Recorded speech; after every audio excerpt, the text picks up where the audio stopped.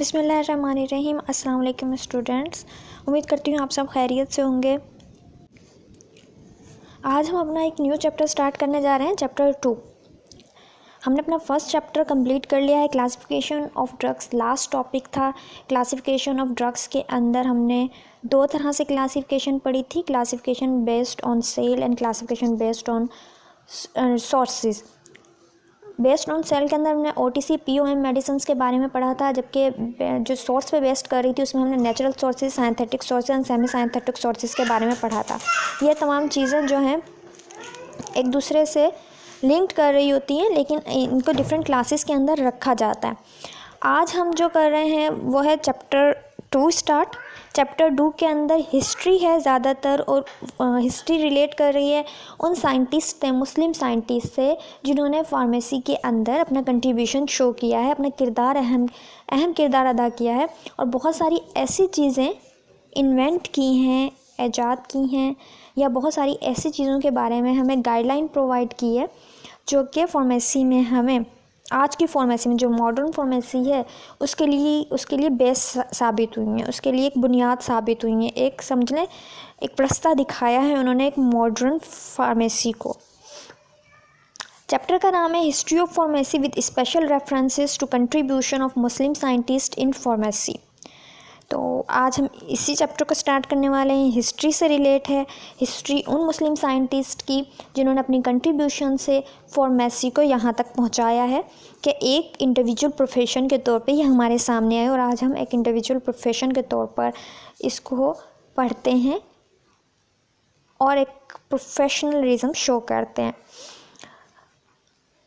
History of Muslim scientist में सबसे पहले और सबसे अहम नाम जाबिर बिन हयान है। जाबिर बिन हयान के बारे में आपने पहले भी स्टडी किया होगा, मैट्रिक में भी मौजूद है और डिफरेंट क्लासेस 8th क्लास में भी मौजूद है, डिफरेंट प्रीवियस क्लासेस के अंदर मौजूद है जाबिर बिन हयान का इंट्रोडक्शन। जैसा कि आप जानते होंगे कि जाबिर बिन हयान एक मशहूर साइंटिस्ट गुजरे हैं जिनका हम फादर ऑफ केमिस्ट्री भी कहते हैं। फादर ऑफ केमिस्ट्री क्योंकि केमिस्ट्री से रिलेटेड इनका बहुत सा काम है, और जो मॉडर्न केमिस्ट्री है, मॉडर्न इंडस्ट्रियलाइजेशन है, वो इन्हीं के काम पर बेस्ड करती है। तो he is the father of chemistry, he is the first scientist who has organized laboratories. ये फादर ऑफ केमिस्ट्री कहलाते हैं और पहले साइंटिस्ट हैं जिन्होंने लेबॉर्ट्रीज़ को ऑर्गेनाइज़ किया, लैब्स का कल्चर लेके आए। क्या लैब्स में रहते हुए भी काम किया जा सकता है, नई नई ईजाद की जा सकती हैं, नई दरियाफ्त की जा सकती हैं।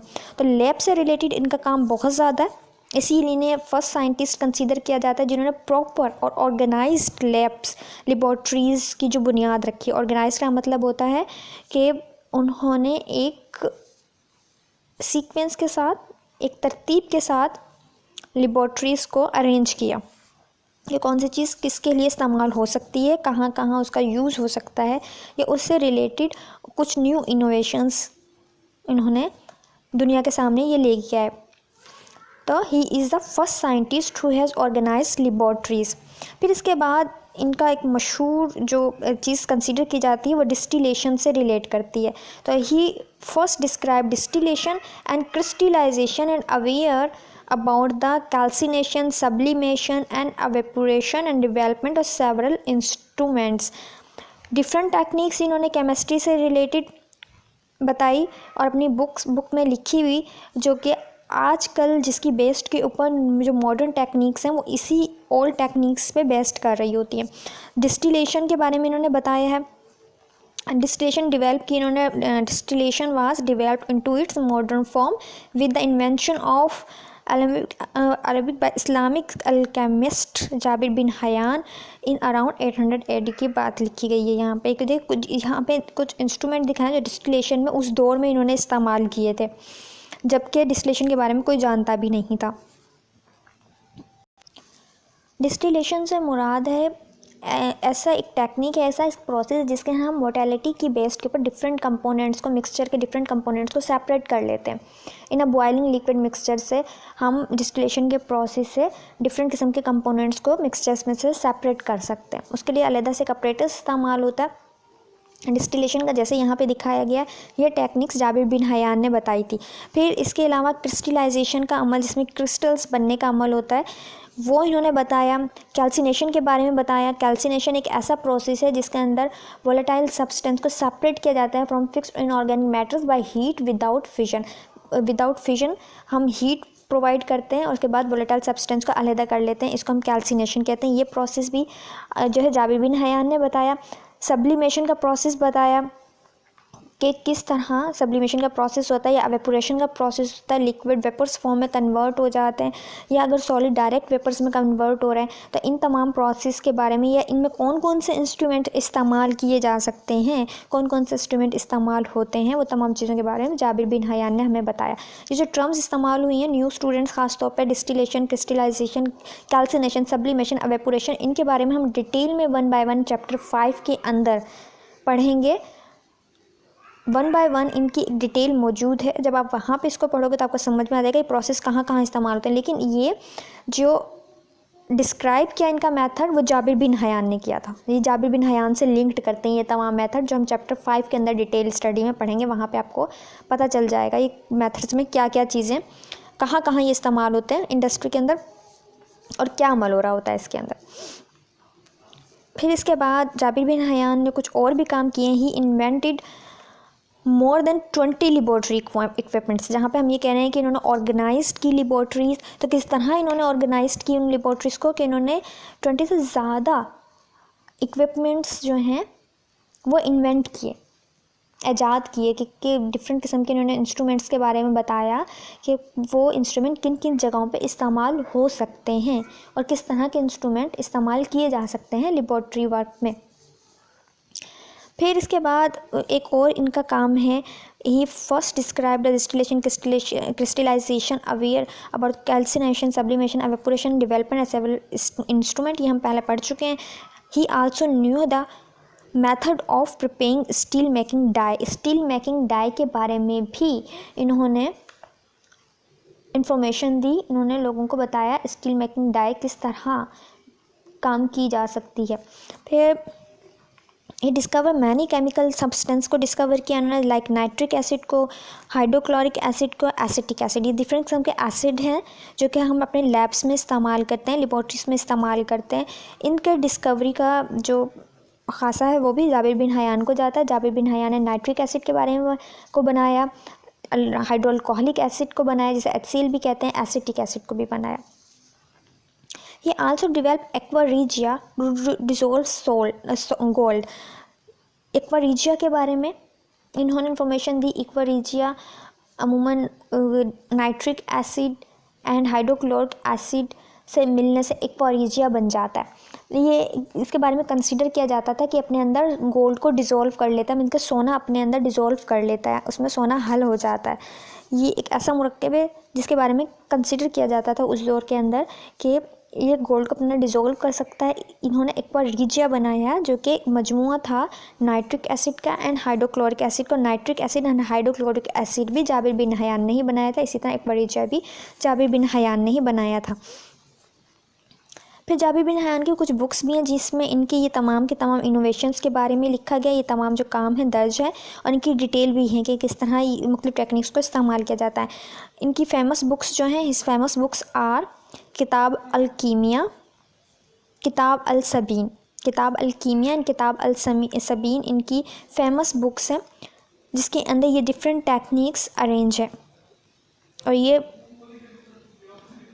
बुक्स निहायत इंफॉर्मेटिव हैं और अहमियत की हामिल है क्योंकि इनमें डिफरेंट किस्म की तस्वीरें भी उन्होंने लेबॉर्ट्रीज़ में इस्तेमाल होने वाले इक्विपमेंट्स की शामिल की और डिफरेंट टेक्निक्स के बारे में भी लिखा। किताब अल कीमिया एंड किताब अल सबीन, ये दो किताबें थी जो इन्होंने राइट डाउन की और आज भी इनको बहुत अहमियत दी जाती है। इसके बाद एक और साइंटिस्ट है, जाबिर बिन हयान बहुत मशहूर साइंटिस्ट थे। इसके बाद एक और साइंटिस्ट आ जाते हैं, अबू बकर मोहम्मद इब्ने ज़िक्रिया अल राज़ी।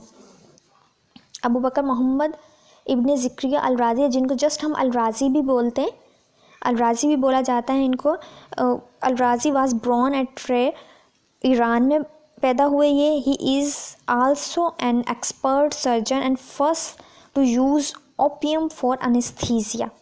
ओपियम आप फार्माकोग्नोसी में पढ़ेंगे ओपियम के बारे में। एक प्लांट है जो कि अनेस्थीज जिसका काम जो कॉन्स्टिट्यूट है उसके अंदर से इस तरह निकाला जाता है, तो एनेस्थीसिया में यूज़ होता है। तो इन्होंने ओपियम को एनेस्थीसिया में पहली बार इस्तेमाल किया था ऑपरेशन के लिए, या मतलब ट्रीटमेंट्स से पहले इन्होंने उसको इस्तेमाल किया था ओपियम को फॉर एनेस्थीसिया। तो हम कह सकते हैं कि अल-राज़ी वो फर्स्ट पर्सन थे जिन्होंने यूज़ किया ओपियम फॉर एनेस्थीसिया।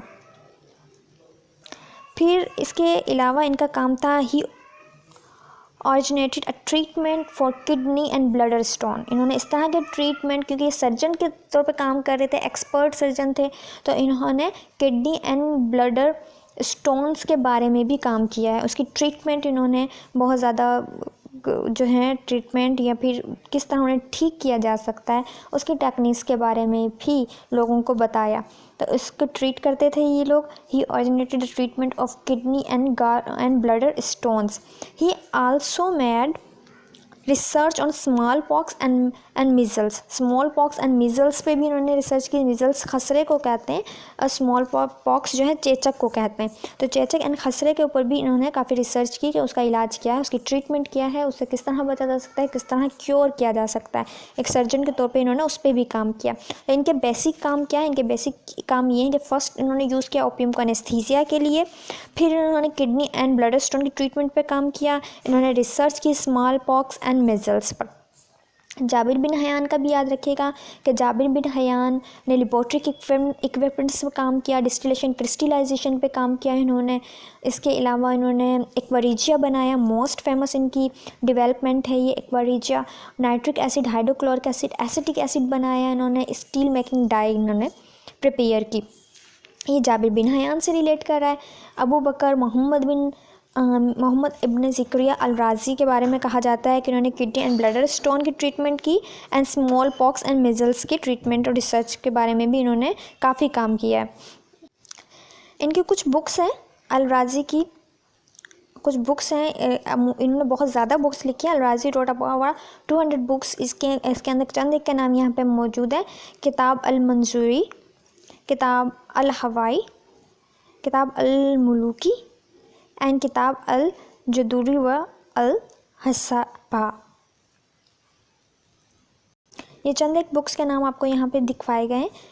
बुक्स इनकी बहुत ज़्यादा हैं जिन्होंने राइट डाउन की, लेकिन यहाँ पे चंद एक के नाम है। किताब अल-मंजूरी, किताब अल-हवाई, किताब अल-मुलूकी, किताब अल-जदा व अल-हसाबा। ये इनके कुछ बुक्स के नाम हैं। फेमस साइंटिस्ट थे, सर्जन के तौर पे काम करते हैं। डिफरेंट ट्रीटमेंट्स में भी इन्होंने काम किया है। किडनी एंड ब्लडर स्टोन पे काम किया है, स्मॉल पॉक्स एंड मेजल्स पे काम किया है। ओपियम को फॉर एनेस्थीसिया इस्तेमाल किया, और ये ईरान के रहने वाले थे, ईरान में पैदा हुए थे। फिर इसके बाद इब्न अल-बहतर एक साइंटिस्ट हैं। इब्न अल-बहतर साइंटिस्ट हैं, ये आपकी बुक में पेज नंबर 13 पे इनके बारे में लिखा गया है। इब्न अल-बहतर में के जो काम थे, ही वाज ग्रेट बॉटनिस्ट थे। बॉटनिस्ट मीन्स के जो पौधों के बारे में जानकारी रखते हैं, जो पौधों के इल्म रखते हैं, उनका हम बॉटनिस्ट कहते हैं। He was great botanist and pharmacist, लेकिन साथ के साथ ये फार्मासिस्ट भी थे of Muslim Spain in 13th century. 13th century में ये स्पेन के अंदर फार्मासिस्ट के और बॉटनिस्ट के तौर पे काम कर रहे थे। डिफरेंट हर्ब्स पे काम कर रहे थे, जड़ी बूटियों पे काम कर रहे थे कि उन्हें किस तरह हम मेडिसिनल एजेंट के तौर पे इस्तेमाल कर सकते हैं, मेडिसिन्स में यूज़ कर सकते हैं। जैसे मैंने बताया था कि जो पौधे हैं वो बहुत पुराना सोर्स माने जाते हैं ड्रग्स का। इसी तरह बहुत पहले से लोग उस पर काम कर रहे थे कि हम पौधों से किस तरह मेडिसिनल कॉन्स्टिट्यूट हासिल कर सकते हैं। तो ये बॉटनिस्ट एंड फार्मासिस्ट दोनों के तौर पे काम कर रहे थे। He travelled almost all over the world in search of a plant and vegetable drugs. ये जो था पूरी दुनिया में सफ़र करते थे और देखते थे कि कौन कौन सी पौधे हैं, कौन सी वेजिटेबल्स हैं, कौन सी मेडिसन्स हैं जो कि इस्तेमाल की जा सकती हैं ट्रीटमेंट में। उनकी तलाश में रहते थे, मुख्तलिफ़ किस्म की जड़ी बूटियों की तलाश में रहते थे, ऐसी चीज़ों की तलाश में रहते थे जो कि इंसान अपनी बीमारी को क्योर करने में यूज़ कर सके। इब्न अल-बहतर का ये एक फ़ेमस काम था कि वो पौधों से और पौधों पर तहकीक करते थे, जड़ी बूटियों पर तहकीक करते थे, उन्हें एज आ मेडिसिन इस्तेमाल करने की कोशिश करते थे। तो हिज फेमस बुक्स में आ जाती हैं किताब अल-जमी, अल-अदविया अल-मफरूदा, किताब मुल्गानी फ़ी अल दवाइया अल मुफरादा is an encyclopaedia of medicine के तौर पे जानी जाती हैं ये किताब। थोड़ा नाम इनके मुश्किल हैं, स्पेलिंग इनके बहुत ज़्यादा हैं। नाम इसलिए मुश्किल हैं क्योंकि ये उर्दू में नहीं है, ना ही ये इंग्लिश में है, बल्कि ये जो जिस तरह ये स्पेन के हैं रहने वाले, तो वहाँ पे उस वक्त जो बोली जाती थी उसी से रिलेट करता हुआ इन्होंने नाम रखे हैं। कुछ अरबिक नाम है, कुछ जो हैं फ़ारसी के वर्ड्स हैं। इन मुस्लिम साइंटिस्ट की बुक्स के जो नाम हैं कुछ फ़ारसी हैं, कुछ लैटिन में भी हैं ये वर्ड्स। तो डिफरेंट किस्म के वर्ड्स का मजमूआ है जो इन्होंने अपने बुक्स के नाम रखे हैं, इसलिए थोड़े से डिफरेंट तरह से प्रोनाउंस्ड होते हैं क्योंकि ये उर्दू या इंग्लिश के वर्ड्स नहीं हैं। तो आपको ऐसे ही इन किताबों के नाम याद करने पड़ेंगे। तो आप इनको राइट डाउन करके इसी तरह याद करने की कोशिश करें। एटलीस्ट अगर एमसीक्यूज़ में आ जाते हैं तो आपको पता हो कि किताब अल जमीउल अल अदविया अल मफरूदा किसकी है, या किताब अल कीमिया जो है किसकी है। तो बुक्स के नाम आपको याद होने चाहिए कि आप एमसीक्यूज़ सॉल्व कर सकें। फिर इसके अलावा he listed drugs according to their therapeutical values. इन्होंने ना सिर्फ किताबों लिखी जो कि इंसाइक्लोपीडिया ऑफ मेडिसिन के तौर पे भी जानी जाती है, बल्कि इन्होंने वो लिस्ट भी बनाई ड्रग्स की जो कि थेरेप्यूटिकल वैल्यूज़ रखती है। वो कौन सी मेडिसिन हैं, कौन से ड्रग्स हैं जो कि हम इलाज में इस्तेमाल कर सकते हैं, उनकी वैल्यू क्या है, उसके बारे में उन्होंने, आप समझ लें, एक लिस्ट तैयार कर ली थी उस दौर में, जो कि इन्होंने अपनी बुक्स में शामिल की। इब्न अल बहतर ने, मशहूर मुस्लिम साइंटिस्ट हैं, मशहूर मुस्लिम फार्मासिस्ट हैं, जो कि स्पेन के रहने वाले थे। 13वीं सेंचुरी से बिलोंग करते हैं ये। मुख्तलिफ़ जगहों पे सफ़र किया। किस लिए सफ़र किया? प्लांट्स की तलाश में, जड़ी बूटियों की तलाश में, मुख्तलिफ़ किस्म की ड्रग्स की तलाश में, ऐसे एजेंट्स की तलाश में जो कि इलाज में इस्तेमाल हो सकते हैं, और फिर उन्हें एक लिस्ट की शक्ल के अंदर लोगों को जो है अपनी बुक के अंदर शामिल करके लोगों को उसकी मालूमात दी। एक लिस्ट बनाई थेरेप्यूटिकल वैल्यूज़ पे बेस्ड करती हुई, मेडिसिन्स पे बेस्ड करती हुई, ड्रग्स पे बेस्ड करती हुई। इब्न अल बहतर का ये काम था। जिस तरह केमिस्ट्री से रिलेटेड जाबिर बिन हयान माने जाते हैं, इसी तरह इब्न अल बहतर भी as a botanist and pharmacist माने जाते हैं। नेक्स्ट साइंटिस्ट हैं al Kindi. Al Kindi was the great Muslim philosopher, scientist, physician and psychologist. Muslim scientist हैं, फ़िलासफ़र भी थे, साइंटिस्ट भी थे, फिजिशियंस भी थे एंड साइकोलॉजिस्ट भी थे ये। His notable work include Al-Kandi was first person who used music for treatment of psychological problem. Al-Kandi वो पहले बंदे थे, पहला फर्स्ट पर्सन थे जिन्होंने म्यूज़िक को इस्तेमाल किया साइकोलॉजिकल प्रॉब्लम को ट्रीट करने में। म्यूज़िक के बारे में ये कहा जाता है कि म्यूज़िक जो है रूह की ग़िज़ा है, या हम बहुत सारी टेंशन्स को म्यूज़िक सुन के जो है ना रिलीव कर सकते हैं, हम ज़हनी तौर पे फ्रेश हो जाते हैं म्यूज़िक को सुन के। तो इन्होंने यही थेरेपी यूज़ की कि इन्होंने मौसीकी को इस्तेमाल किया डिफरेंट किस्म की साइकोलॉजिकल प्रॉब्लम्स को दूर करने के लिए। ज़हनी तौर पे जो प्रॉब्लम्स होती हैं या लोग ज़हनी इंतशार का शिकार होते हैं, इस किस्म की जो प्रॉब्लम है उनको सही करने के लिए इन्होंने म्यूज़िक का इस्तेमाल किया है। तो म्यूज़िक, इन्होंने, ये पहले पर्सन थे जिन्होंने म्यूज़िक इस्तेमाल किया for the treatment of psychological problems. He played a significant role in a development of many branches of sciences. इन्होंने डिफरेंट ब्रांचेस ऑफ साइंसेस पे एक अहम किरदार अदा किया, लाइक फार्मास्यूटिकल केमिस्ट्री में इन्होंने काम किया, मेडिसिन्स पे इन्होंने काम किया, साइकोलॉजी पे काम किया एंड कॉस्मेटिक्स पे भी काम किया। इन्होंने डिफरेंट किस्म की साइंस की जो ब्रांचेस हैं, मेडिकल साइंसेस बिलखसूस, उनसे रिलेटेड उनकी डेवलपमेंट में उन्होंने बहुत सारे इनोवेशंस लेके आए, बहुत सारे काम किए हैं। फार्मास्यूटिकल केमिस्ट्री में भी इन्होंने काम किया, फिर मेडिसिन से रिलेटेड भी काम किया, साइकोलॉजी से रिलेटेड भी काम किया एंड कॉस्मेटिक्स से रिलेटेड भी इन्होंने काम किया है। अल-कंदी के बारे में कहा जाता है, he describe the isolation process of alcohol to form pure wine. इन्होंने आइसोलेशन के सेपरेशन का एक प्रोसेस जो है वो भी बताया, जिससे अल्कोहल हासिल की जा सकती थी फ्रॉम प्योर वाइन के थ्रू।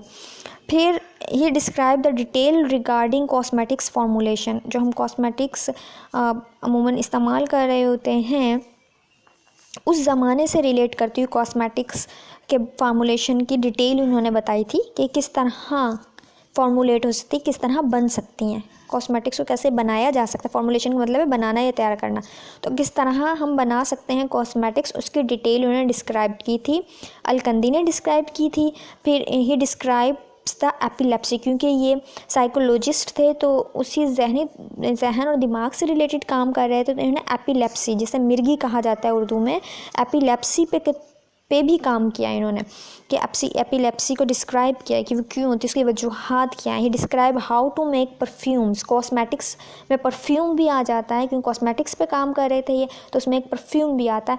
परफ्यूम से रिलेटेड कि किस तरह हम फ्रेगनेंस बना सकते हैं, खुशबू बना सकते हैं, किस तरह तैयार कर सकते हैं उनको लैब्स में, इन्होंने ये भी डिस्क्राइब किया। इन्होंने बताया हाउ टू मेक परफ्यूम, के परफ्यूम कैसे बनाया जाता है। आज के अलकंदी तक, अलकंदी इब्न अल-बहतर, अल-राज़ी और जाबिर बिन हयान, ये साइंटिस्ट हैं जिनके बारे में आप पढ़ें। थोड़े से नाम मुश्किल होंगे आपको याद करना, लेकिन आप जब प्रैक्टिस करोगे तो याद कर लोगे। एटलीस्ट आपको इतना याद होना चाहिए कि जब MCQs में इनका नाम आए तो आपकी इनकी बुक्स का नाम भी याद हो आपको, इनके जो रोल्स हैं, इनके जो कंट्रीब्यूशन है, इनका जो काम है जो इन्होंने किया है माजी के अंदर डेवलपमेंट के लिए, वो भी आपको याद हो। आपको पता हो कि फादर ऑफ केमिस्ट्री कौन कहलाते हैं, या अगर डिस्टिलेशन का जिक्र आता है तो वो कौन से साइंटिस्ट हैं जिन्होंने इसमें अहम किरदार अदा किया है। इक्वारिजिया किसने बनाया, nitric acid, hydrochloric acid, acetic acid का जो है ना मौजूद कौन माना जाता है। फिर अगर आ जाता है बॉटनिस्ट एंड फार्मासिस्ट के तौर पे कौन काम करता है, किसने ट्रेवल्ड किया कि वो प्लांट्स के सर्च में रहता था। या किताब अल जमियो अल अदविया अल मफरूदा जो है किसने लिखी है, किसकी बुक है। आपको MCQs पॉइंट ऑफ व्यू से तमाम पॉइंट्स आने चाहिए। या फिर परफ्यूम्स मेकिंग किसने बताई, हाउ टू मेक परफ्यूम जो स्ट्रेटेजी किसने अपनाई, एपिलेप्सी पे किसने काम किया, म्यूज़िक को किसने इस्तेमाल किया, किस साइंटिस्ट ने। आपको पता हो कि अलकंदी ने इस पे काम किया था। तो इनके कंट्रीब्यूशंस को जानना और याद रखना बहुत इंपॉर्टेंट है। MCQs पॉइंट ऑफ व्यू से भी इंपॉर्टेंट है। एक नोट भी आ सकता है लिखने के लिए इन साइंटिस्ट की कंट्रीब्यूशन के ऊपर। तो अच्छा से याद कीजिए, बुक्स को ज़रूर जहन नशी कीजिएगा, किसने कौन सी किताब लिखी है, क्या काम किया है, क्योंकि हमारी मुस्लिम हिस्ट्री है। मुस्लिम हिस्ट्री के बारे में जानना निहायत इम्पॉर्टेंट होता है।